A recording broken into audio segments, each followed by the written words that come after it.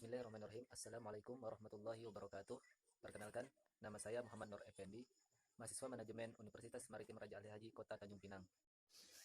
Dengan memanjatkan puji dan syukur kehadiran Allah Subhanahu wa taala atas segala rahmat dan karunia-Nya sehingga saya dan sahabat Mnur semua dalam keadaan sehat insyaallah. Hari ini saya akan berbagi pengetahuan tentang peran koperasi terhadap masyarakat dalam konteks ekonomi gotong royong. Adapun hal ini dibuat untuk memenuhi salah satu tugas mata kuliah manajemen koperasi yang akan mengulas sedikit tentang permasalahan-permasalahan sistem koperasi yang terjadi dan sangat berkaitan erat dengan perekonomian masyarakat. Dan salam hormat saya juga kepada Bapak Ahirman SOSMM selaku dosen pengajar mata kuliah manajemen koperasi ini.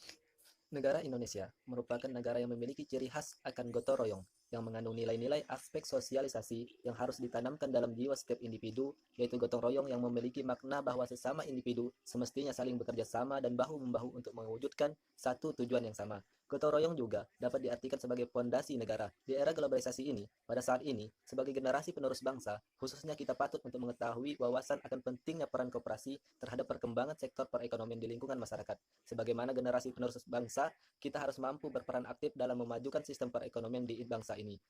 Karena koperasi merupakan wujud dari gotong royong yang dilandaskan asas kekeluargaan dan kesejahteraan sosial. Sedikit ingin saya jelaskan bagaimana sistem perekonomian di Indonesia di era globalisasi ini, yang tidak lepas dari peran sistem koperasi sebagai landasan perekonomian rakyat. Koperasi pada hakikatnya dibentuk dengan tujuan untuk mewujudkan kesejahteraan dan membantu meringankan perekonomian semua anggota masyarakat. Koperasi dibentuk dengan tujuan untuk memudahkan masyarakat dalam sistem peminjaman dan investasi uang sesuai perjanjian yang telah dibuat.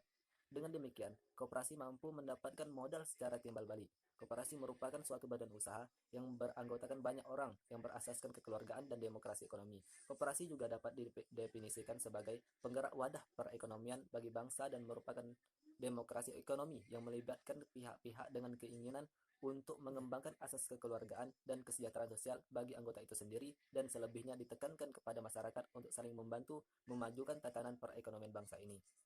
Koperasi menurut Undang-Undang Nomor 25 Tahun 1992 adalah badan usaha yang beranggotakan orang-orang atau badan hukum koperasi berdasarkan prinsip koperasi sebagai gerakan ekonomi rakyat berdasarkan asas kekeluargaan. Namun, tujuan koperasi dengan sistem gotong royong untuk membangunkan perekonomian masyarakat sedikit terhambat di era milenial ini, yang sudah jarang sekali, bahkan bisa dikatakan sistem koperasi tidak lagi diminati para anggota dan masyarakat di era milenial ini. Padahal koperasi berkaitan erat dengan sistem gotong royong yang sesuai dengan prinsip Soekarno mengenai semangat gotong royong bagi bangsa Indonesia. Pada era globalisasi ini, pengetahuan dan wawasan memang sangat penting bagi peran koperasi dalam perekonomian Indonesia. Kurang diterapkannya oleh masyarakat, bahwa bahkan dapat dikatakan peran koperasi tersebut sudah sulit berkembang lagi dalam lingkungan masyarakat. Jadi, sebagai generasi bangsa, seharusnya kita lebih berperan aktif dalam keanggotaan koperasi. Bukan hanya itu saja, kita juga sepatutnya mempelajari dan mendalami pengetahuan dan wawasan tentang koperasi agar koperasi di bangsa Indonesia lebih maju dan memperbaiki perekonomian di bangsa ini.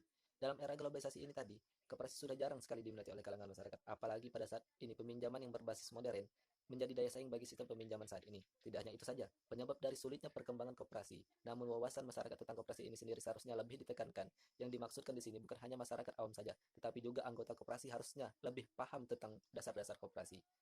Dan menurunnya tingkat partisipasi dari masyarakat akan keberadaan koperasi, dan diperlukan adanya pengembangan koperasi tersebut agar masyarakat lebih ikut berperan aktif memajukan kesejahteraan anggota koperasi.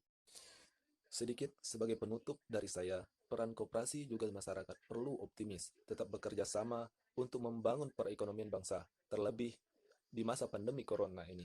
Kita tidak perlu takut atau khawatir, tetapi tetaplah waspada. Wallahul muwaffiq illa aqwamit thoriq. Wassalamualaikum warahmatullahi wabarakatuh.